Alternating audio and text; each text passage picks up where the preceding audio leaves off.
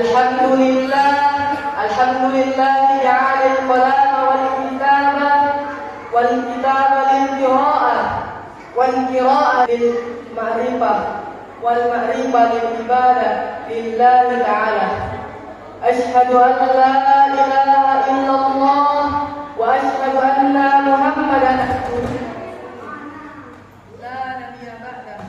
Amma ba'd. Yang pertama-tama dan yang paling utama, marilah kita memanjatkan puja dan puji syukur kita atas kehadirat Allah Subhanahu wa taala. Karena Dialah Allah yang telah memberikan kita beribu-ribu nikmat-Nya. Mulai dari nikmat kecil hingga nikmat besar, mulai dari nikmat berjalan dan bernapas hingga nikmat manisnya iman dan Islam. Salawat dan salam tak lupa kita kirimkan kepada junjungan kita, panutan seluruh umat muslim. Man huwa, siapakah dia? Dialah yang tak lain dan tak bukan Habibana wa syafi'ina wa maulana Muhammad sallallahu alaihi wasallam. Allahumma salli ala sayyidina. Berkat beliaulah yang telah membawa kita dari zaman jahiliyah menuju zaman terang benderang Islamiyah seperti yang dapat kita rasakan pada saat malam hari ini. Baiklah, ketika saya di sini, saya akan membawakan ceramah singkat yang berjudul Memesrahkan Hubungan dengan Allah Subhanahu wa taala. Salah satu sifat yang dimiliki oleh Allah adalah Maha Dekat. Bahkan Dia lebih dekat daripada orang kita sendiri. Allah Subhanahu wa taala akan mendekat kepada kita jika kita ingin mendekatkan diri terhadap Allah Subhanahu wa taala. Bulan Ramadan adalah waktu yang tepat bagi kita untuk semakin mendekatkan diri terhadap Allah Subhanahu wa taala. Untuk semakin memesrahkan hubungan kita dengan Allah, ada beberapa interaksi yang dapat kita lakukan. Pertama, interaksi tawakal. Agar kita memiliki keyakinan yang kuat terhadap Allah, maka kita harus senantiasa berinteraksi tawakal terhadapnya. Jika sudah tawakal, ucapan yang senantiasa tergantung di lisan kita ialah Hasbunallah wa ni'mal wakil wa ni'mal maulana wa ni'mal nasir. Kita akan menjadi pribadi yang hanya menggantungkan harapan kepada Allah, tidak menggantungkan harapan kepada diri kita sendiri atau kepada selainnya. Yang kedua, interaksi zikir. Orang yang senantiasa mengingat Allah akan selalu merasa diawasi olehnya. Ia sadar bahwa tidak ada yang dapat menghalangi pandangan Allah terhadapnya.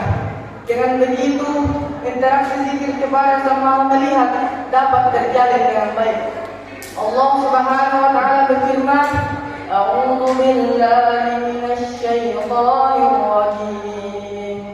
Inna fi khalqis samawati wal ardi la ikhtilafil laili wan nahar la ayatin li ulil albab alladzina yadhkuruna Allaha qiyaman wa qu'udan wa 'ala junubihim.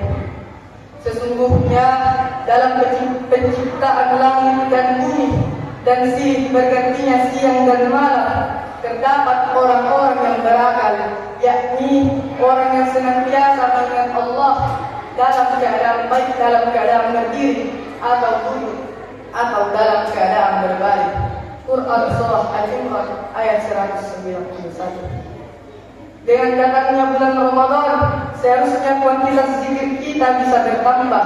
Selama Ramadan, peluang kita untuk menjalin interaksi zikir dengan Allah terbuka sangat lebar. Tinggal dari kita masing-masing yang memanfaatkan waktu atau tidak. Yang ketiga, interaksi hajat. Manusia adalah makhluk yang lemah. Ia sangat membutuhkan pertolongan dari Rabb-Nya. Setiap manusia pasti akan memiliki hajat terhadap Allah Subhanahu wa taala, baik ketika miskin maupun kaya. Ketika kaya, kita memohon agar dikaruniai kesyukuran. Ketika miskin, kita memohon agar dikaruniai kesabaran. Allah Subhanahu wa taala berfirman, A'udzu billahi minasy syaithanir rajim. Ya ayyuhan nasu antumul fuqara'u ila Allah, wallahu wal ghaniyyul hamid. Dan artinya, wahai manusia, kamulah yang butuh Allah, dan dialah Allah yang maha kaya lagi maha terpuji. Quran Surah Fatir ayat 15. Yang keempat, interaksi amal yang kita jadikan sebagai pendorong atau motivasi untuk meninggalkan suatu perbuatan yang buruk bukanlah karena diri kita atau motivasi duniawi, melainkan karena ketaatan kita kepada Allah dan bukti kecintaan terhadapnya. Ada satu hadis yang diriwayatkan oleh Abdullah bin Mas'ud yang berbunyi, Ayyun a'malu habbu ila Allah, qala as-salatu ala waqtiha, qultu thumma ayyu, qala birru walidayni.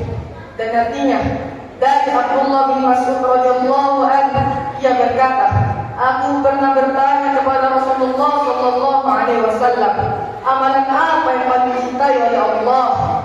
Beliau menjawab, salat tepat pada waktunya. Aku bertanya lagi, kemudian apa ya Rasulullah? Beliau menjawab, berbakti terhadap kedua orang tua.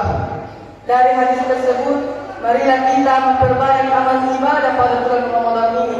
Selain salat tepat pada waktu dan berbakti kepada kedua orang tua, namun amalan-amalan ibadah yang lain yang dapat mendatangkan pahala berlipat-lipat ganda.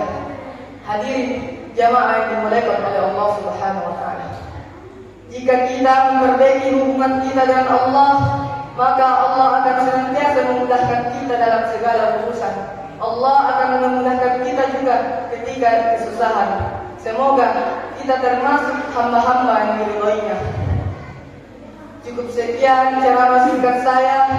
Jika ada kesalahan, itu datangnya dari saya sendiri, dan jika ada yang betul, itu datangnya dari Allah Subhanahu wa taala.